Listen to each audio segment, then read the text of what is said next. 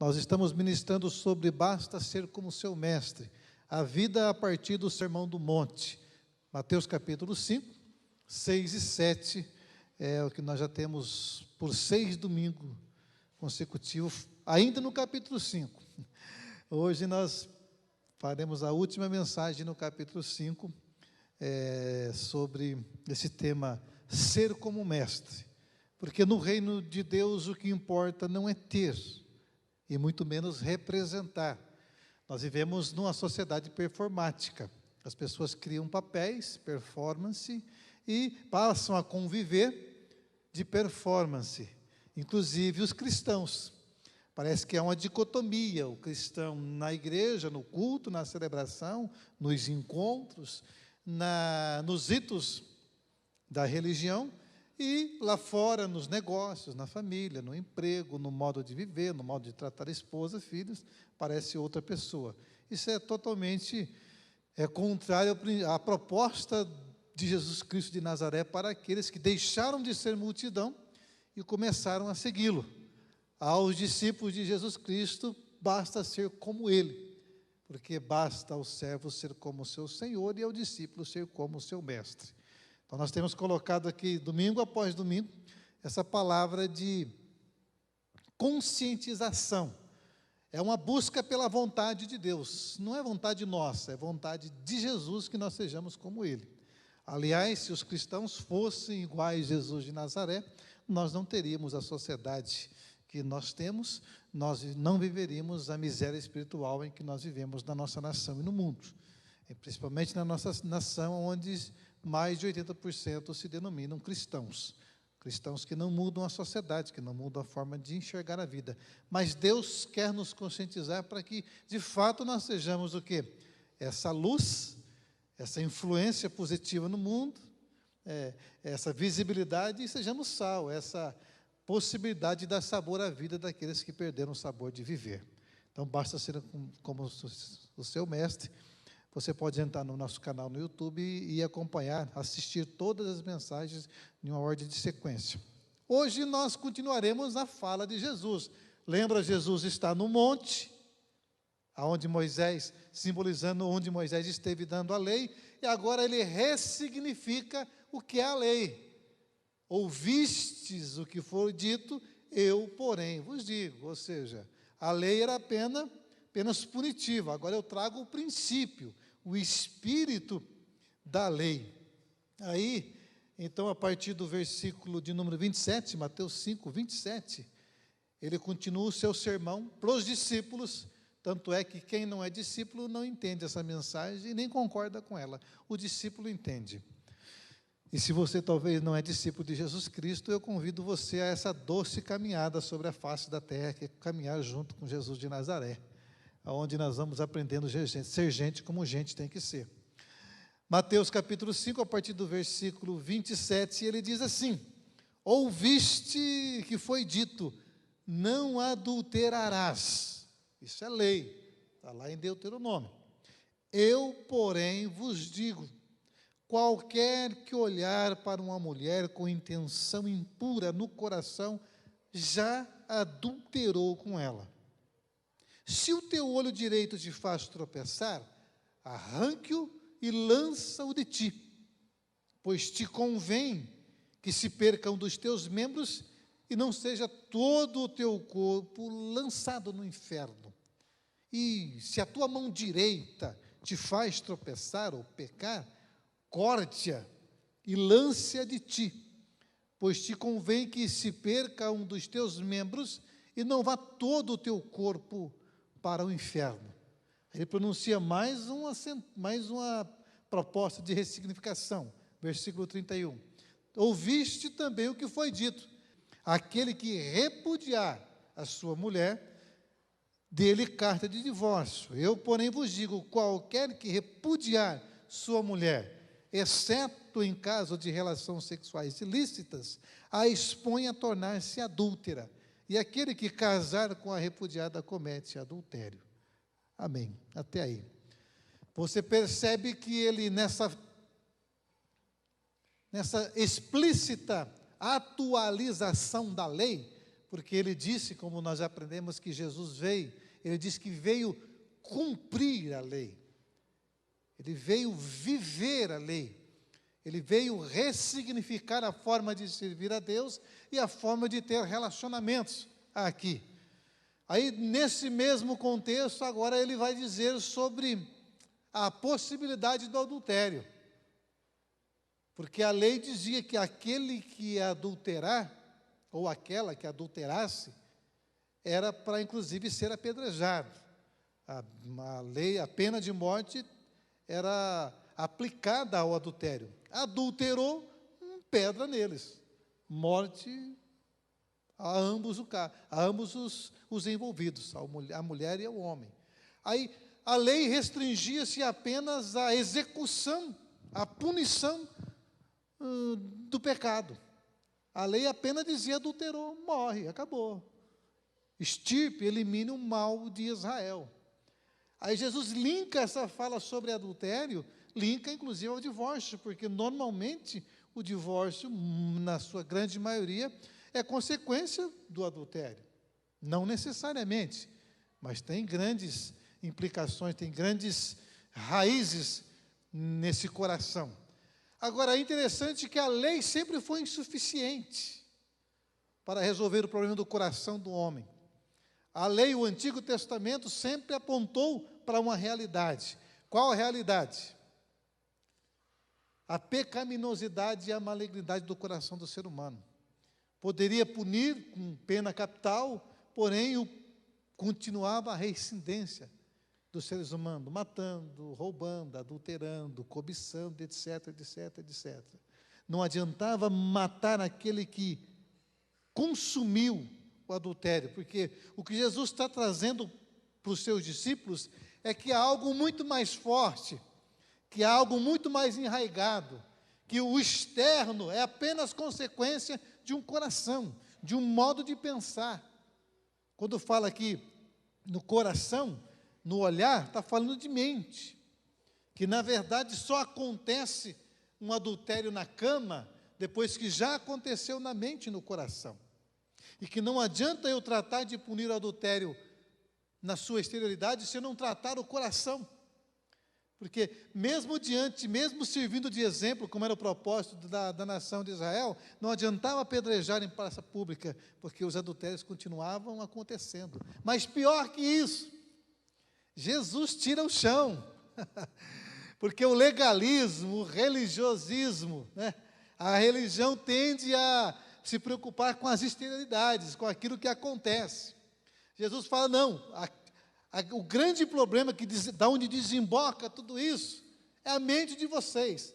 Agora, vocês religiosos precisam entender que vocês ajuntam-se para apedrejar os adúlteros, mas vocês são adúlteros iguais, porque vocês estão com o coração cheio de adultério.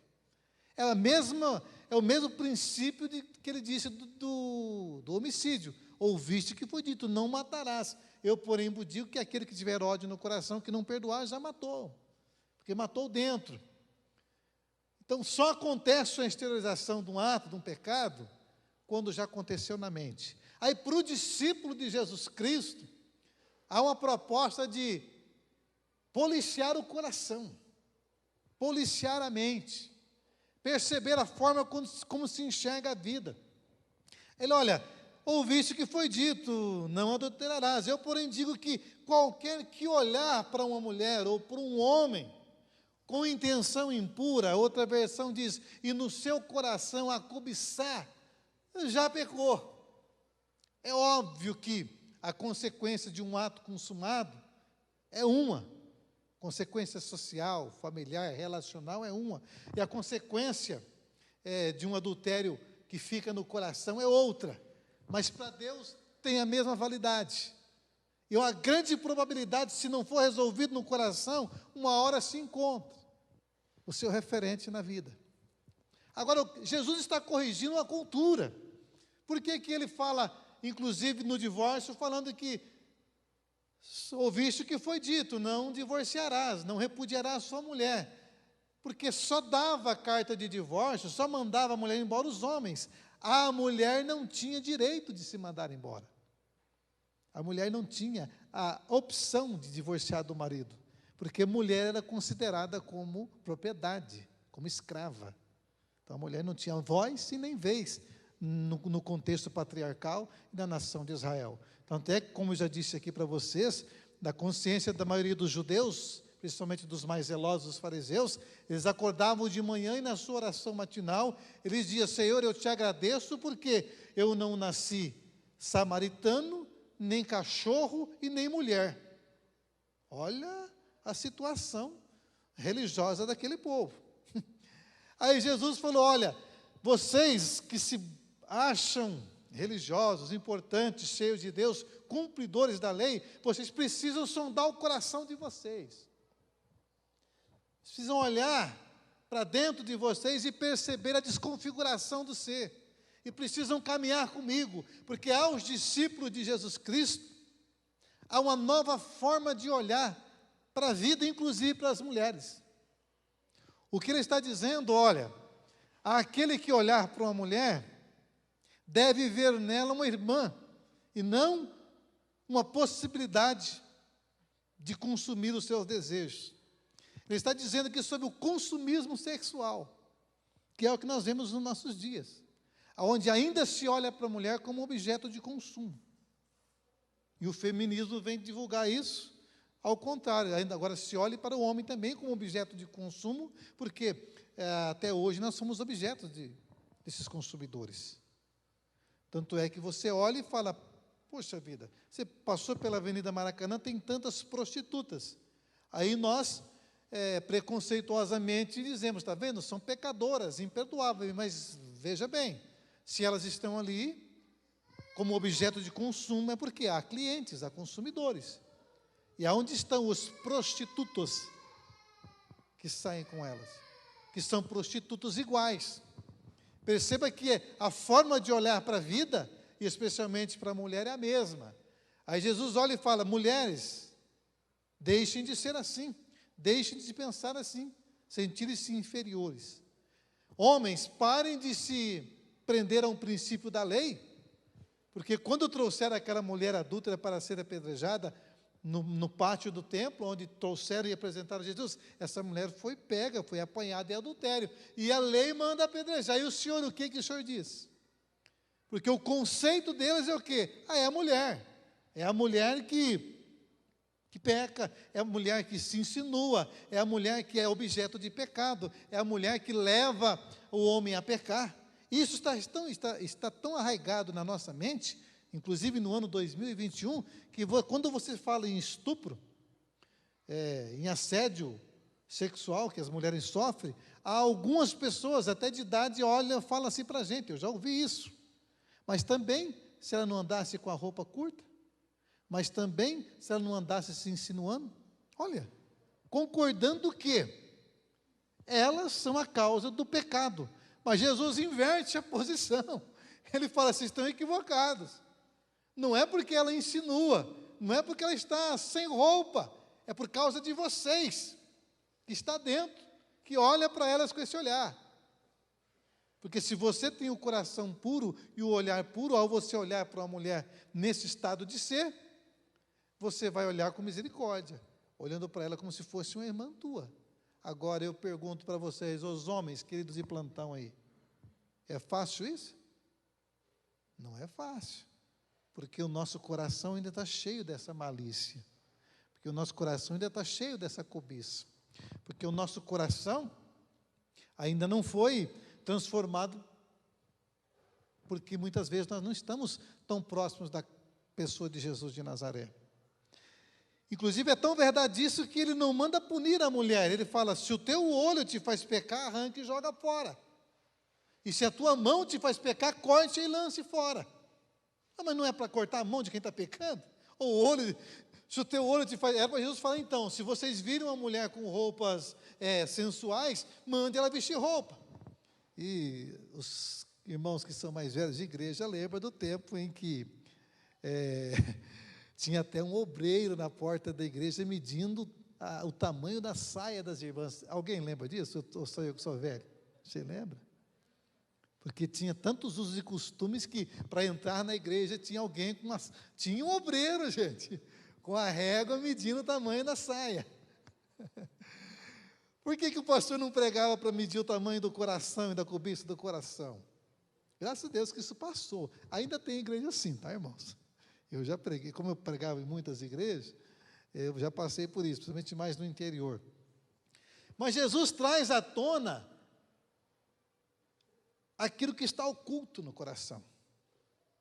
Ele fala que é do coração que sai, que procedem esses desejos.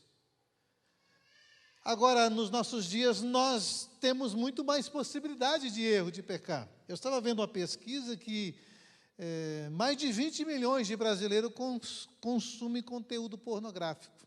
Mais de 20 milhões de brasileiros. 75% homem, 25% mulher.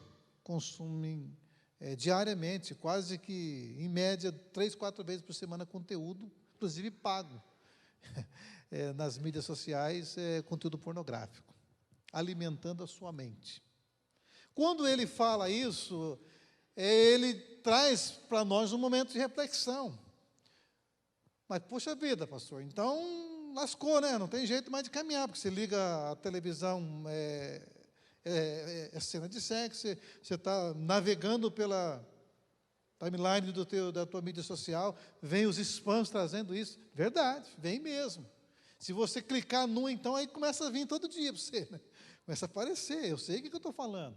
E eu acompanho irmãos com dificuldade nessa área de pornografia. Irmãos casados, irmãos que têm essa dificuldade. Por quê? Não estão policiando o coração. O que Jesus está dizendo, olha, cuidado com o coração, porque vai acabar desencadeando o quê? Na consumação, no ato.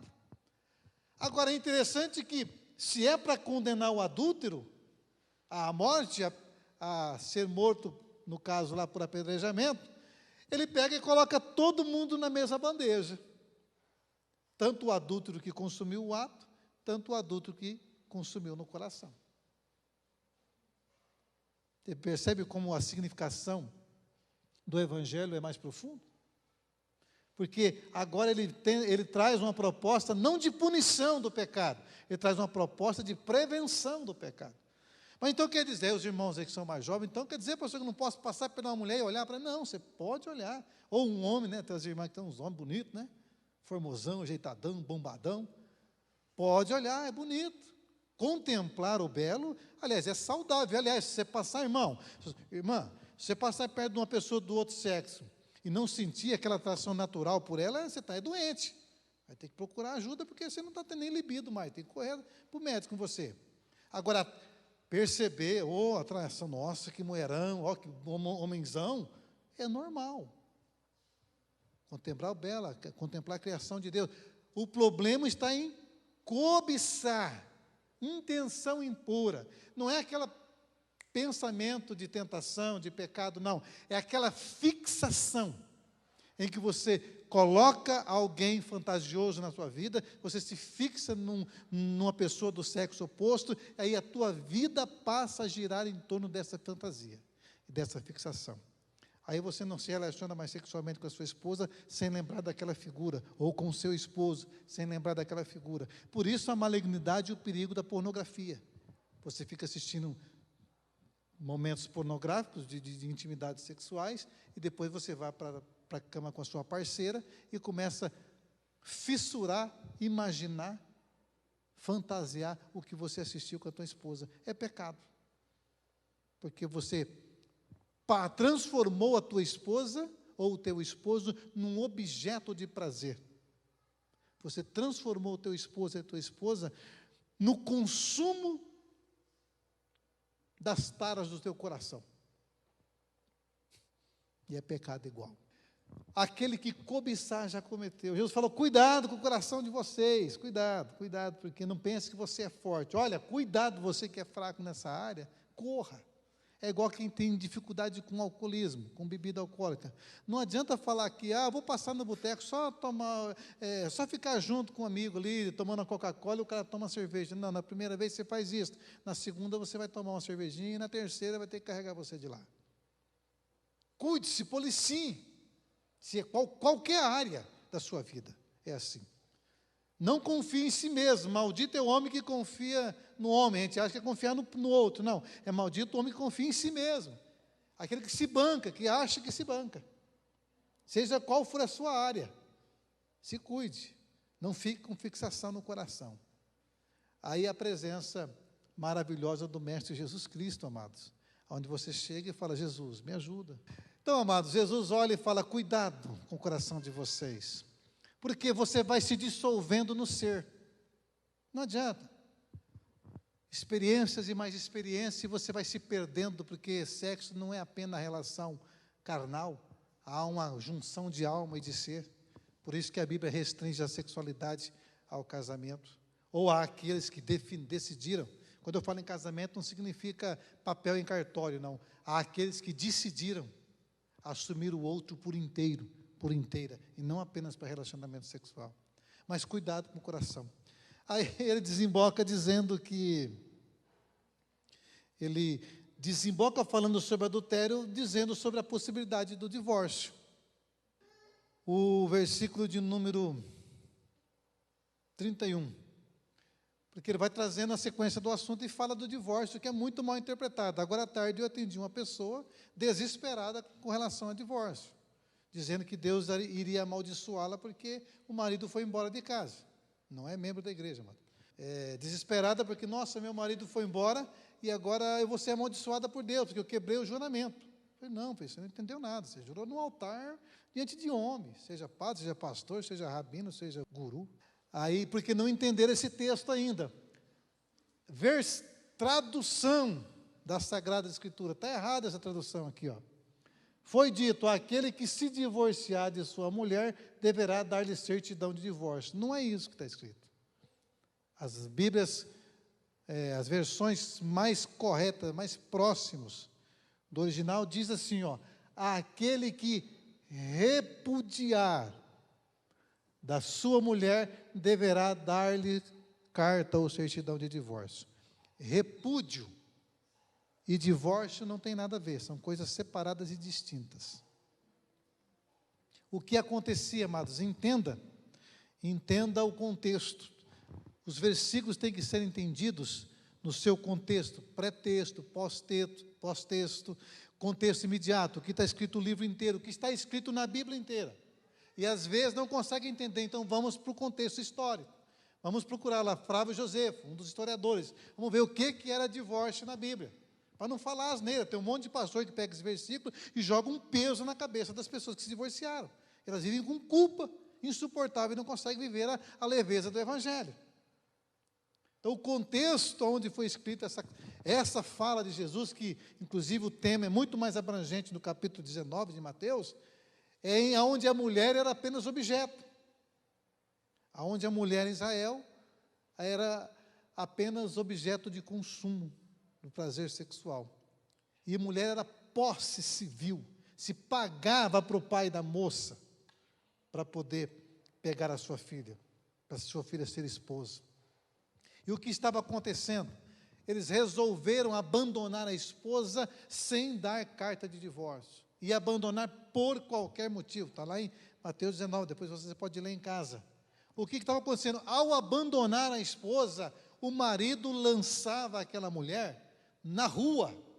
Ela não podia voltar para a casa do pai, porque ela já saiu da casa.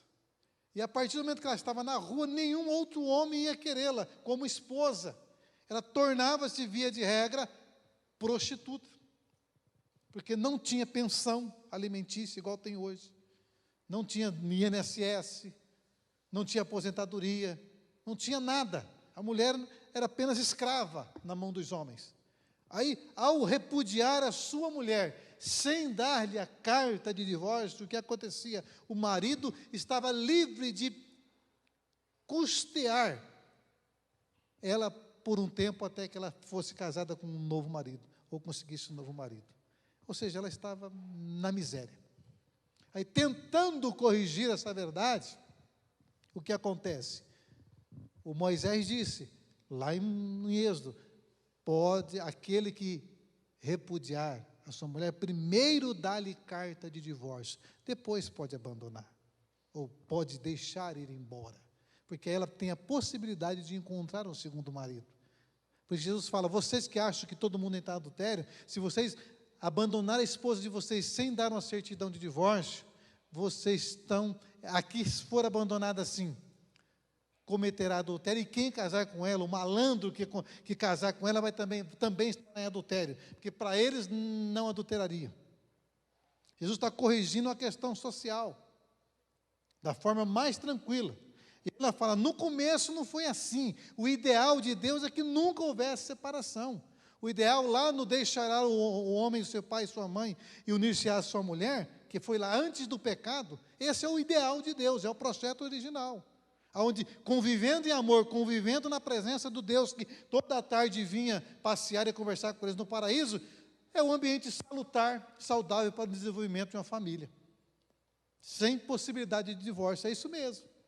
Aí pecou, entrou o pecado no mundo, a desconfiguração do ser, a dureza do nosso coração. Aí para minimizar esse problema, Moisés fala, então dá certidão de divórcio e pode repudiar. Os malandros dos fariseus estavam fazendo o contrário, estavam mandando embora e deixava a mulher, pela lei, ligada ao seu marido. Ou seja, ela não podia casar com outro homem. Inclusive, se outro homem casasse com ela, o marido original poderia vir requerer um dote.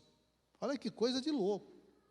Aí Jesus está dizendo, olha gente, não é isso. O divórcio, só um parênteses rápido, uma colocação rápida, o divórcio é o último recurso para se desfazer um relacionamento.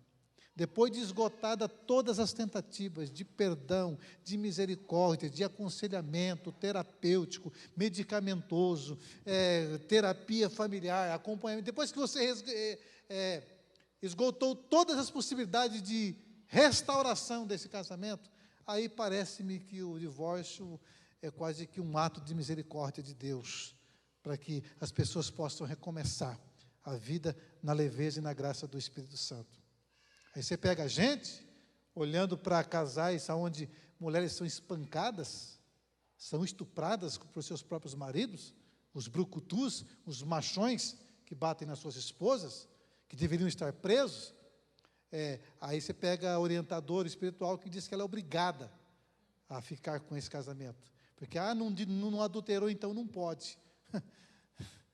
Meu Deus do céu, o que é pior? Quando chega a bater no rosto, a espancar a mulher, o que esse homem já não fez na vida e no coração? O que Jesus está dizendo, olha, cuidado com o coração de vocês. Cuidado para vocês não se tornarem adúlteros. Cuidado para vocês não se tornarem consumidores um do outro.